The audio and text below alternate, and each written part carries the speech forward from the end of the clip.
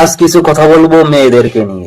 আমার কথাগুলো ভালো করে বুঝবেন। আগে বাংলাদেশে মেয়ে মানুষ কম করে হলেও 70% বাংলাদেশে মেয়ে মানুষ টিকটক চালায় এবং টিকটক করে। এখন কাজের কথা বলি। প্রথম যখন তার বাবা তাকে ফোন কিনে দেয়, মেয়ে তো ফোন পেয়ে লাফাইতে লাফাইতে দিশেহারা হয়ে যায়। কি করবে ভেবে সে না পায়। হঠাৎ করে মনে হয় ভিডিও দেখলে কেমন হয়।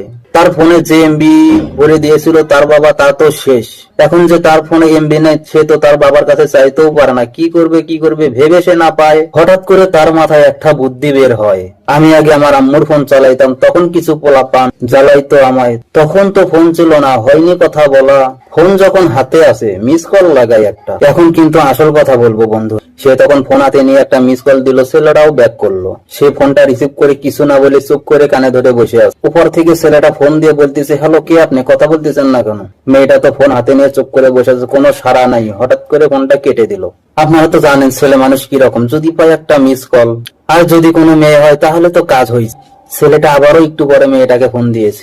তারপর অবশেষে মেয়েটা ফোনটা রিসিভ করলো। রিসিভ করে বলতেছে, হ্যালো, আসসালামু আলাইকুম। ছেলেটা তো হঠাৎ করে যেমন কারেন্ট শট খায়, কথা শুনে তেমন হয়ে গেল। ছেলেটা মনে মনে বলতেছে, একটু ভাব নিতেই হবে। সে কথার ধরন চেঞ্জ করলো। মেয়েটা তখন বলতেছে, ভাইয়া সরি, রং নাম্বার, ভুল করে আপনার নাম্বারে ফোনটা গিয়েছে। মেয়েটা বলতেছে, ভাইয়া সরি, ভুল করে আপনার নাম্বারে ফোন গিয়েছে, কিছু মনে করিয়েন না। ছেলেটা তো কণ্ঠ শুনে পাগল হয়েছে। সে মনে মনে বলতেছে, একটু কথা বললে অনেক ভালো। ছেলেটা মনে মনে ভাবতেছে, ইস, কণ্ঠটা কি মিষ্টি, একটু কথা বলি। হঠাৎ করে সে বলতেছে, আচ্ছা আপু, আপনার বাসা কোথায়? মেয়েটা বলতেছে, ভাইয়া আপনাকে কেন বলবো? ছেলেটা বলতেছে, আচ্ছা ভাইয়া যখন বলছেন বললে সমস্যা নেই। ছেলেটা বলতেছে, ভাইয়া যখন বলেছেন বললে সমস্যা নেই আপু। মেয়েটা তখন মনে মনে ভাবতেছে ছেলেটা আসলে কথা বলার অনেক আগ্রহী। একটু পর আবারও ফোন কেটে দিল মেয়েটা।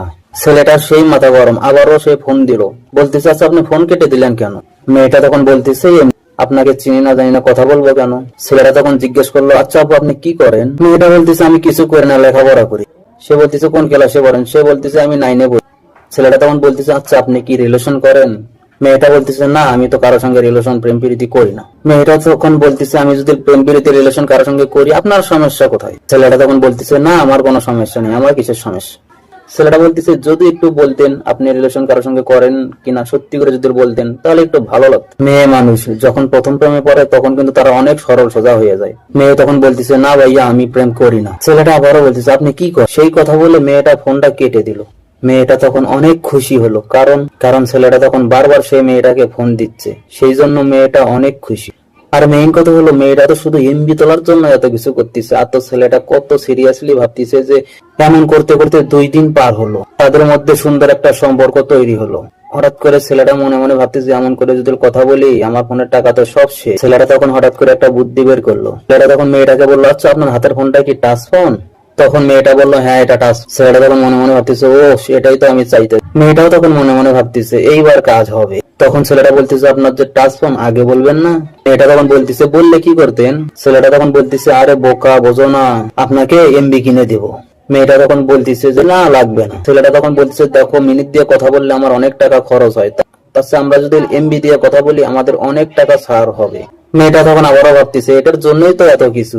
তখন ছেলেটা বলতেছে, আপনাকে এমবি দিলে ডাটা চালু করেন। মেয়েটা বলতেছে, আচ্ছা ঠিক আছে। এখন মেয়েটা মনে মনে ভাবতেছে, আসলে এই মানুষ কথার মায়ায় এত তাড়াতাড়ি পড়ে। এমন করতে করতে তাদের বেশ কিছুদিন কেটে গেল।